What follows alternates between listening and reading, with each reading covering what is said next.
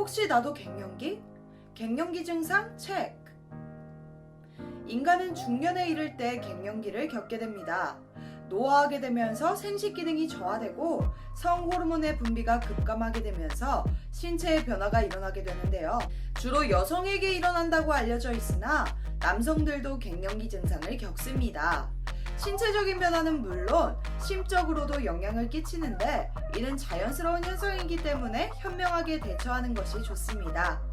그렇다면 갱년기 증상은 무엇이고 갱년기를 현명하게 대처할 수 있는 방법은 무엇인지를 알아보겠습니다.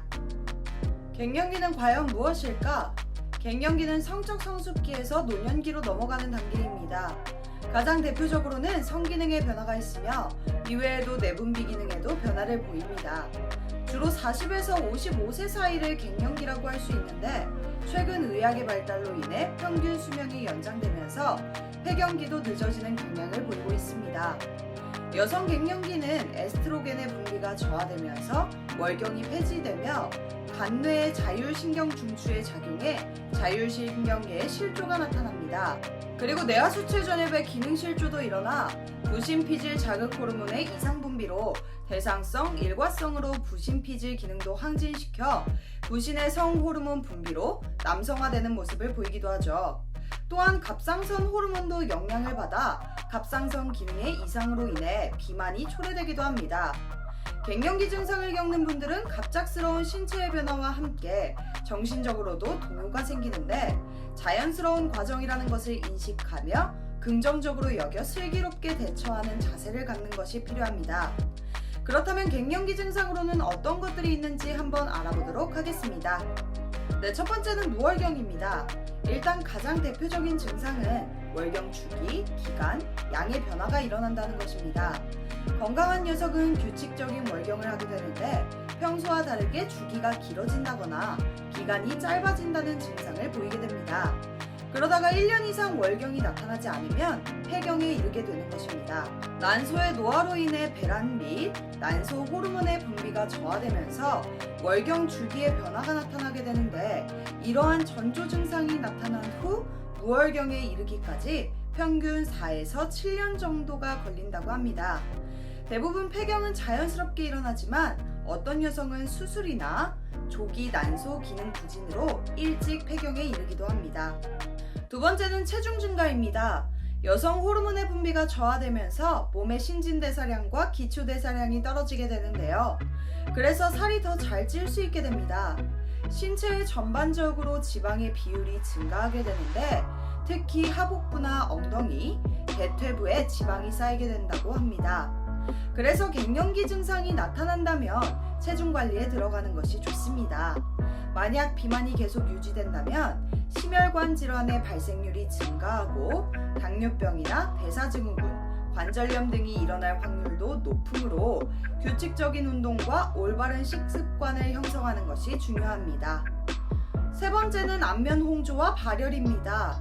호르몬의 분비에 변화가 나타나면서 폐경기 여성들의 상당수는 얼굴이 빨개지거나 열이 오르는 안면 홍조 증상이 나타나게 됩니다. 갑자기 발열이 나타나고 사라지는 것이 반복되는데요. 한 번에 수십 초에서 수십 분까지 지속된다고 합니다. 그래서 이 시기의 여성들은 더위를 더 많이 타게 된다고 느끼게 되죠. 이러한 불편함 때문에 밤잠을 설치게 되는 분들이 많은데요. 심하면 수면장애까지 나타나게 된다고 합니다. 이렇게 안면 홍조와 발열이 일어나는 것은 여성 호르몬 생성 신호가 자율신경계의 교감신경을 자극하면서 체온 조절 증추가 무너지는 것이라고 합니다. 하지만 이런 안면 홍조의 횟수가 증가하면 경동맥의 두께가 두꺼워져 심혈관 질환의 위험성을 높이기 때문에 증상이 심해진다면 적절한 치료를 받는 것이 좋습니다. 네 번째는 우울감입니다. 갱년기에는 내분비계의 변화가 나타나는데 대뇌의 전두엽과 기저액의 신경세포군이 손상되면서 우울증 증상이 발현될 수 있습니다. 갱년기 우울증은 비단 여성뿐만 아니라 남성에게도 보일 수 있습니다. 초조하면서 불안감을 느껴지며 갑자기 자살 충동을 느끼기도 합니다. 이를 갱년기 증상으로 인해 한때 나타나는 우울증이라고 볼 수도 있지만 계속 방치한다면 심적 고통을 크게 느낄 수 있으므로 적절한 케어가 필요합니다.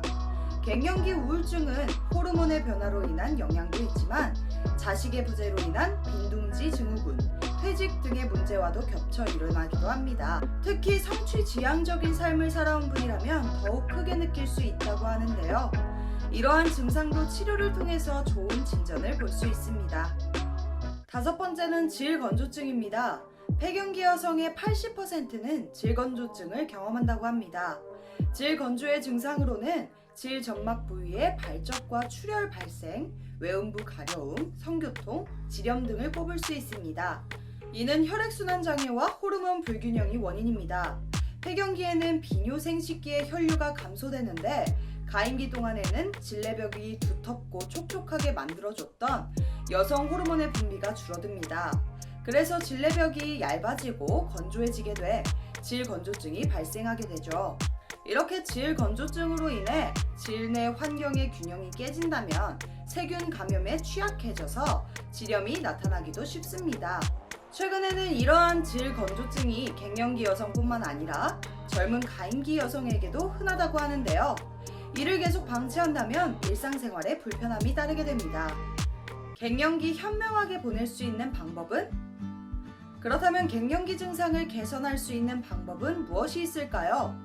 심한 갱년기 증상을 느낀다면 호르몬 치료를 받는 것이 좋은 방법이 될 수 있습니다.